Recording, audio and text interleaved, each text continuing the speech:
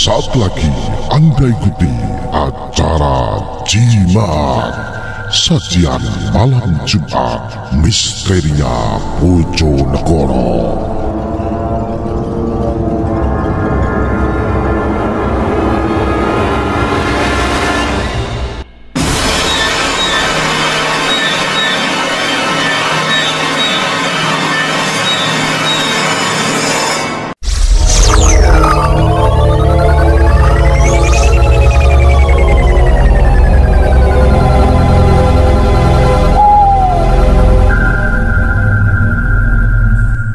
Kembali tim Jimat punya cerita dengan judul Misteri Andong Pocong. Cerita misteri bersambung berdasarkan pengalaman Bintang Putra, dibawakan langsung oleh pembawa cerita Ki Banu Asmoro.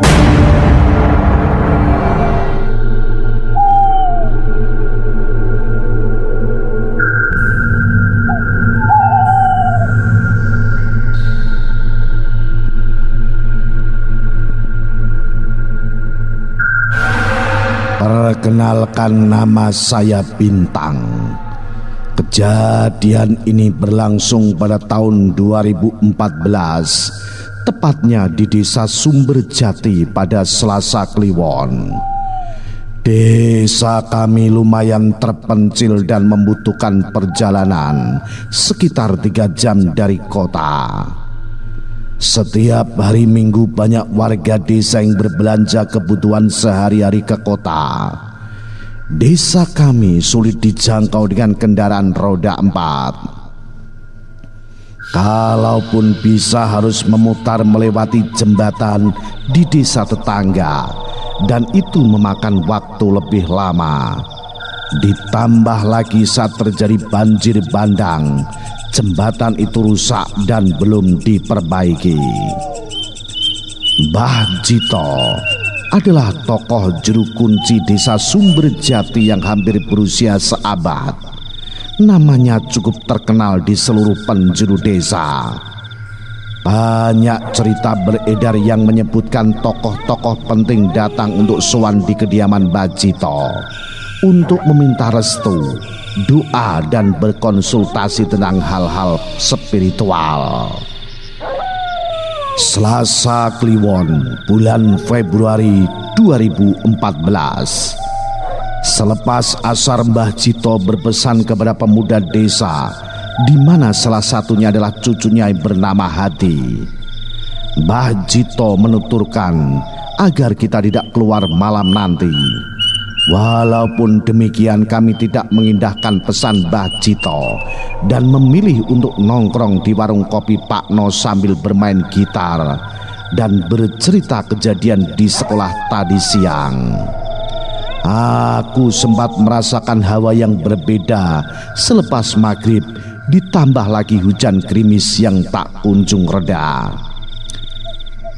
Kopi kami mulai habis. Jam dinding di warung kopi menunjukkan pukul 7:15. Orang-orang juga telah kembali dari sholat isya dari musola.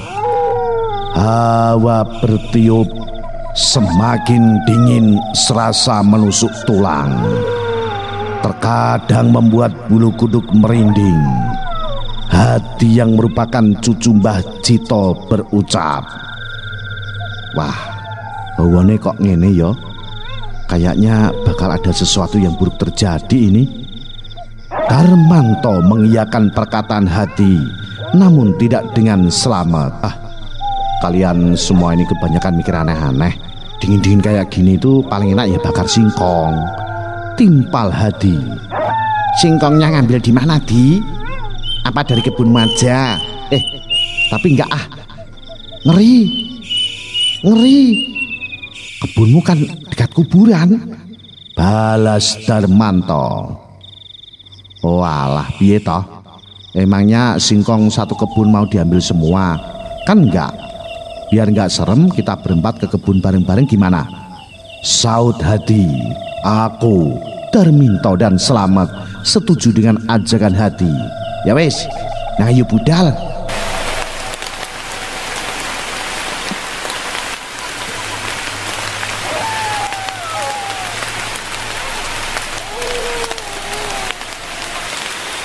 Perjalanan yang ditempuh dari warung kopi Pak Kosim menuju kebun singkong harus melewati sebuah pemakaman dan jembatan bambu. Tidak lupa kami membawa karung, obor dan senter sebagai penerangan. Gerimis tak kunjung reda membuat kami memotong daun pisang sebagai payung. Setelah sampai di depan jembatan, Hadi yang berjalan paling depan tiba-tiba terdiam. Dia menahan langkahnya seolah terjadi sesuatu di depan. Aku, Darmanto dan Slamet turut menghentikan langkah sambil melongok ke depan. "Anak apa, Di?" Hadi memperingatkan kami agar tidak berisik. Di, kenapa sih? Ngapain kamu kok diam aja?" Darmanto semakin penasaran. Hadi nyengir. "Gak apa-apa kok, perutku mules nih, pingin kentut." Diampun, bikin panik aja kamu, Di. Kami melanjutkan perjalanan sampai akhirnya Hadi kembali menghentikan langkah. Matanya menatap ke satu titik dengan serius di iringan sungai.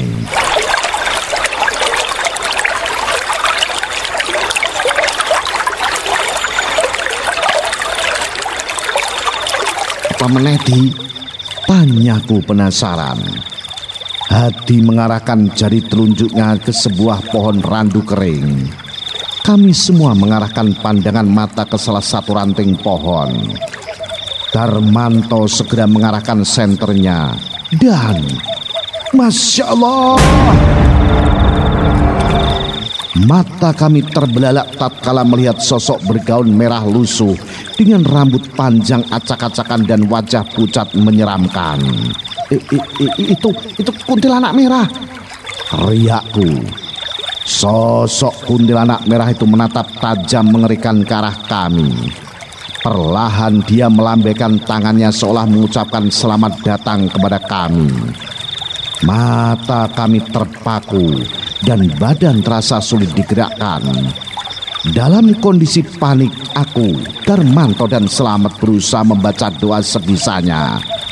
Aku kaget saat mendengar suara Hadi membentak keras kuntilanak itu.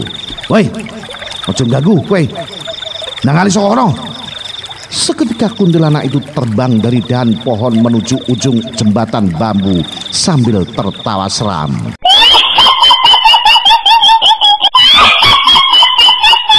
Ya, kuntilanak itu sekarang menghalangi jalan kami menuju kebun singkong. "Nek koyo ngene mending gak usah nyari singkong, ayo balik pulang aja," kata Slamet sambil gemetaran. Begitu kami mengarahkan pandangan ke ujung lain jembatan, tampak dua sosok tubuh berbalut kain kafan lusuh sudah berdiri mengamati kami. Itu pocong. Kami berada dalam posisi sulit. Mau melanjutkan perjalanan ke kebun singkong dihadang kuntilanak, dan mau kembali ke desa juga dihadang pocong. Aku, Slamet dan Darmanto mulai panik. Hanya Hadi yang terlihat tenang. Perlahan dia maju ke arah kuntilanak. Mulutnya komat kamit, seperti tengah merapalkan mantra. Kami bertiga menutup mata karena tidak kuat menyaksikan teror ini. Terdengar suara ledakan kecil seperti petasan, dilanjutkan dengan teriakan Hadi. "Ayo, buruan nyebrang sekarang." Kami membuka mata dan syukurlah semuanya sudah aman. Kami bergegas menuju kebun singkong dan menuju desa tetangga.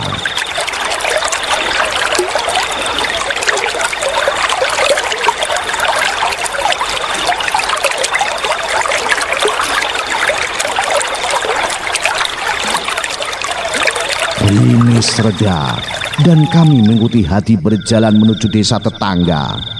Berbeda dengan desa Sumberjati, desa tetangga kami ini tergolong ramai karena memiliki akses untuk mengirim hasil pertanian ke kabupaten. Sambil menenangkan diri kami singgah di angkringan milik Lek Subur. Lah, kalian ini habis dari mana kok malam begini belum pulang? Tanya Lek Subur. Panjang ceritanya, Lek. Saya minta air putihnya dong. Pinta Darminto. Ya sana ambil sendiri di teko. Jawab Lek Subur. Tanpa sungkan Darmanto langsung menyaut gelas dan menuangkan air putih. Diteguknya air itu dengan terburu-buru. Gini loh Lek, ini saya nganterin anak-anak mau nyabut singkong buat dibakar. Tutur Hadi. Alah, ya sudah. Kalau bisa habis ngambil singkong kalian buruan pulang. Imbuh Lek Subur. Memangnya kenapa Lek? Loh, memangnya orang desamu nggak dengar kabar cerita ini ya? Lek Subur balik bertanya. Enggak Lek, jawab kami bersamaan. Lek Subur menatap kami sambil terbengong. Ya sudah, besok saja tak ceritakan. Kalian masih mau minum nggak? Sampai bikin penasaran aja Lek. Kalau gitu terima kasih ya air putihnya. Ayo, kalau gitu buruan ke kebun, nanti keburu malam loh. Potong Hadi. Kami meninggalkan angkringan Lek Subur dan menuju kebun singkong Hadi yang jaraknya tidak terlalu jauh. Aku bersemangat mencabut pohon singkong. Darmanto, Slamet dan Hadi turut membantu mengumpulkan beberapa buah singkong. Setelah memotong singkong dari pohon, batangnya kami tanam kembali agar bisa tumbuh lagi. Setelah mengumpulkan singkong, kami beranjak pergi meninggalkan kebun. Di tengah perjalanan kami berpapasan dengan mobil pickup. Sosok pria berusia 30 tahunan menyapa kami dari dalam mobil. Loh, kalian habis dari mana? Ternyata itu adalah Mas Anto, sepupu Hadi yang juga cucu dari Mbah Cito. Kebetulan Mas Anto baru pulang dari kota setelah kulaan bibit dan pupuk. Anu Mas, ini habis ngantar anak-anak nyari singkong buat dibakar. Terus kalian sekarang mau kemana? Tanya Mas Anto. Sekarang kita mau balik pulang Mas, jawab Hadi. Kalau begitu kalian naik mobilku saja. Kebetulan aku juga mau pulang ini, tutur Mas Anto. Alhamdulillah, akhirnya kami mendapatkan tumpangan untuk balik ke desa Sumberjati tanpa harus melewati jembatan bambu yang seram itu. Sesampainya di desa Sumberjati, hawa terasa semakin dingin dan mencekam, tidak seperti biasanya. Ayo buruan dicuci dan dibakar singkongnya. Wis luwe iki, timpal Darmanto. Kami segera membagi tugas. Slamet dan Darmanto menyiapkan kayu bakar. Aku dan Hadi mencuci singkong. Sementara itu Mas Anto sendiri adalah cucu dari anak pertama Mbah Cito. Mas Anto tergolong petani sukses di desa Sumberjati. Kebetulan malam ini Mas Anto menginap di rumah orang tua Hadi. Setelah singkong dicuci bersih, kami berkumpul di dapur untuk membakar singkong itu. Tak berapa lama tiba-tiba Mbah Cito sudah berdiri di hadapan kami. Kowe kan wis tak kandhani to, aja metu bengi iki. Nggih Mbah, ngapunten, jawab Hadi lirih. Tapi kowe enggak diapakne karo sing abang mau? Tanya Mbah Cito memastikan. Mboten Mbah, jawab Hadi lagi. Ya wis, mari ngene kowe kabeh padha mulih, wis wengi iki, saut Mbah Cito. Jam sudah menunjukkan pukul 12 malam. Setelah menghabiskan singkong bakar, kami bergegas pulang ke rumah masing-masing. Dalam hati aku masih penasaran tentang cerita yang akan dituturkan Lek Subur, pemilik angkringan desa sebelah. Apa yang akan terjadi berikutnya? Ikuti terus cerita misteri bersambung ini. Misteri Andong Pocong, seri selanjutnya. Salam Jimatres, salam satu misteri. Au.